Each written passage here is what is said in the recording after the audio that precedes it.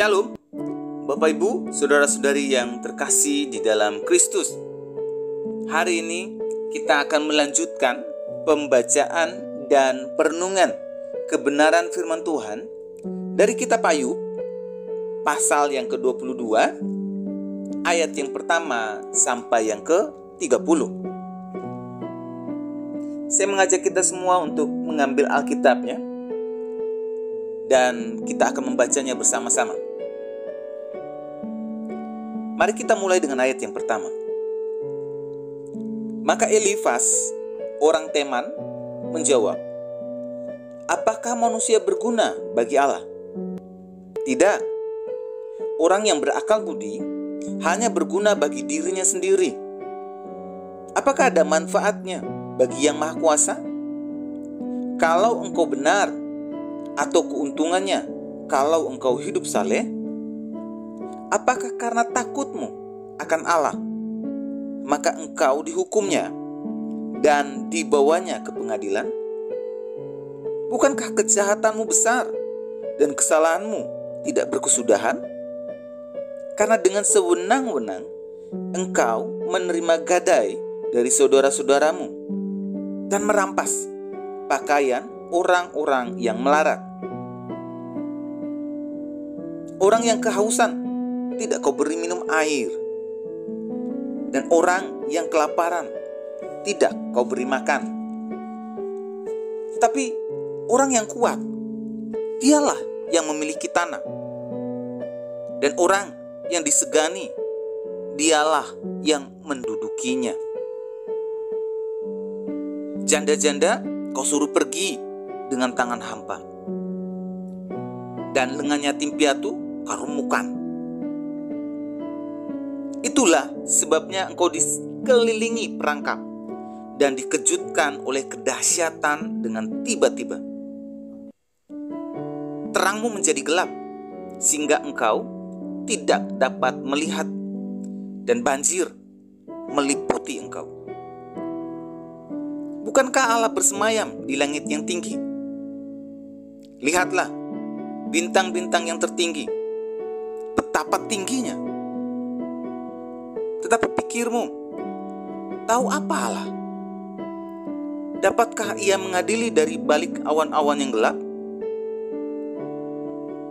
Awan meliputi Dia sehingga Ia tidak dapat melihat. Ia berjalan-jalan sepanjang lingkaran langit. Apakah engkau mau tetap mengikuti jalan lama yang dilalui orang-orang jahat? Mereka yang telah direnggut sebelum saatnya, yang alasnya dihanyutkan sungai. Mereka yang berkata kepada Allah, "Pergilah daripada kami." Dan Yang Maha Kuasa dapat berbuat apa terhadap kami? Namun Dialah juga yang memenuhi rumah mereka dengan segala yang baik. Tetapi rancangan orang fasik adalah jauh daripadaku. Hal itu dilihat oleh orang benar dan mereka bersukaria. Orang yang tidak bersalah mengolok-olok mereka. Sungguh, lawan kami telah dilenyapkan, dan peninggalan mereka telah habis dimakan api. Berlakulah ramah terhadap dia, supaya engkau tentram. Dengan demikian engkau memperoleh keuntungan. Terimalah apa yang diajarkan mulutnya, dan taruhlah firman-Nya dalam hatimu. Apabila engkau bertobat kepada Yang Maha Kuasa dan merendahkan diri, apabila engkau menjauhkan kecurangan dari dalam kemahmu, membuang biji emas ke dalam debu, emas Ofir ke tengah batu-batu sungai, dan apabila Yang Maha Kuasa menjadi timbunan emasmu dan kekayaan perakmu, maka sungguh-sungguh engkau akan bersenang-senang karena Yang Maha Kuasa dan akan menenggadah kepada Allah. Jikalau engkau berdoa kepadanya, Ia akan mengabulkan doamu dan engkau akan membayar nazarmu. Apabila engkau memutuskan berbuat sesuatu, maka akan tercapai maksudmu. dan cahaya terang menyinari jalan-jalanmu. Karena Allah merendahkan orang yang angkuh, tetapi menyelamatkan orang yang menundukkan kepala. Orang yang tidak bersalah diluputkannya. Engkau luput karena kebersihan tanganmu. Bapak, Ibu, saudara-saudari yang terkasih di dalam Tuhan, melalui pembacaan dan perenungan firman Tuhan hari ini, kita dapat melihat bahwa pembicaraan antara Elifas dan Ayub atau nasihat Elifas terhadap Ayub ini merupakan kali ketiga. Dan Elifas masih kekeh pada pendiriannya ketika menasihati Ayub dengan memojokkan Ayub bahwa penderitaannya itu semuanya itu karena dosa. Maka kita dapat melihat jelas dalam pasal 22 ayat 1 sampai 30, tidak ada yang berubah dari seorang Elifas. Nasihatnya semakin menajam untuk menghakimi, bukan untuk membangun seorang Ayub. Dalam pasal 22 ayat 1 sampai 5, kita dapat melihat Elifas membeberkan sebab penderitaan Ayub. Kemudian dalam pasal 22 ayat yang ke-6 sampai yang ke-20, Ayub dipersalahkan secara terbuka oleh Elifas. Kemudian dalam pasal 22 ayat 21 sampai 30, sebagai penutupnya, Elifas mengajak Ayub untuk kembali kepada Allah. Kalau dilihat secara sepintas, apa yang dilakukan Elifas dengan menasihati Ayub memang tidak melenceng dari ajaran-ajaran yang baik dan benar. Namun sangat disayangkan, penerapan praktis yang diterapkan oleh Elifas jelek sekali dan sangat menghakimi Ayub. Sederhananya dalam pasal 22 ini, cara berpikir Elifas terhadap Ayub bahwa orang yang dekat dengan Tuhan pasti orang sukses, pasti selamat, pasti bahagia, sehat, dan doanya selalu didengar Tuhan. Jauh dari masalah, jauh dari penderitaan yang bertubi-tubi.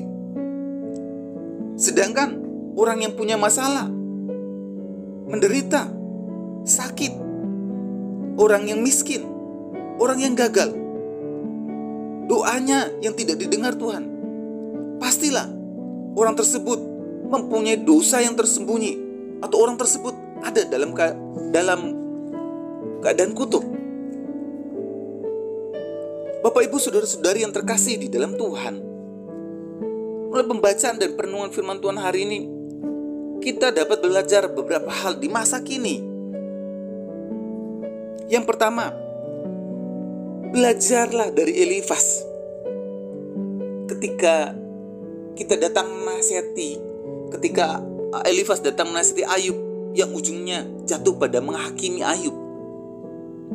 3 kali pembicaraan, 3 kali juga Elifas kekeh bukan menasihati dan memberi penghiburan pada Ayub. Malah Elifas memakai momen tersebut untuk menghakimi Ayub ketika Ayub dalam persoalan. Dari sini kita belajar bersama di masa kini. Ketika kita datang untuk mendengar, menasehati seorang dalam masalahnya, ingat, jangan melakukan apa yang dilakukan oleh Elifas, yang bukan menyelesaikan masalah, malah menambah masalah. Yang cenderung bukan menasihati dan memberi jalan keluar, malah jatuhnya menghakimi orang dan menyerang pribadi seseorang. Yang perlu kita ingat sebagai seorang pemberi nasihat, haruslah mendengar utuh masalahnya dan benar-benar mengerti latar belakang masalahnya, supaya kita tidak jatuh pada menghakimi orang, apalagi menyerang pribadi orang. Yang kedua, konsep berhasil, konsep sukses di dalam Allah, konsep hidup dekat dengan Allah, melakukan setiap perintahnya, hidup benar di hadapan Allah. Bukan berarti kita sebagai orang percaya hidup tanpa masalah. Bukan berarti kita sebagai orang percaya hidup terlepas dari penderitaan atau masalah hidup. Yang perlu kita pahami bersama, bahwa keputusan mengikut Yesus bukanlah tiket untuk menghilangkan masalah hidup. Dan orang percaya bebas dari penderitaan atau bebas dari masalah hidup. Yang ketiga, kita belajar bersama hari ini bahwa jangan pernah menggunakan nasihat Elifas, bahwa tanda seseorang itu dekat dan berkenan di hadapan Allah ketika dia sukses, ketika dia diberkati dan jauh dari masalah. Sedangkan tanda seseorang itu menderita, gagal, sakit, itu semua karena dirinya berdosa dan kena kutuk. Ingat, nasihat ini tidak sesuai dengan ajaran Alkitab dan tidak boleh kita ikuti. Mari kita berdoa. Kami bersyukur Tuhan, melalui perenungan hari ini kami belajar dari pasal 22 ini bahwa kami tidak mudah jatuh untuk menghakimi seorang. Kami juga belajar Tuhan Yesus Kristus melalui perenungan hari ini bahwa hidup dekat dengan Allah bukan berarti kami tidak punya masalah hidup. Kami juga belajar hari ini bahwa ketika kami dekat dengan Allah, kami belajar satu hal, bahwa Allah tetap menyertai kami, bahwa dalam keadaan apapun kami, bukan hanya semata karena dosa yang kami perbuat. Kami belajar untuk hidup, belajar ketetapan Allah di dalam setiap apapun situasi yang kami alami hari ini. Terima kasih Tuhan, kami sudah berdoa dan mengucap syukur. Amin. Kiranya renungan hari ini terus menguatkan langkah iman kita dalam mengiringi Tuhan Yesus. Ingat, tetap terus percaya, tetap terus berdoa,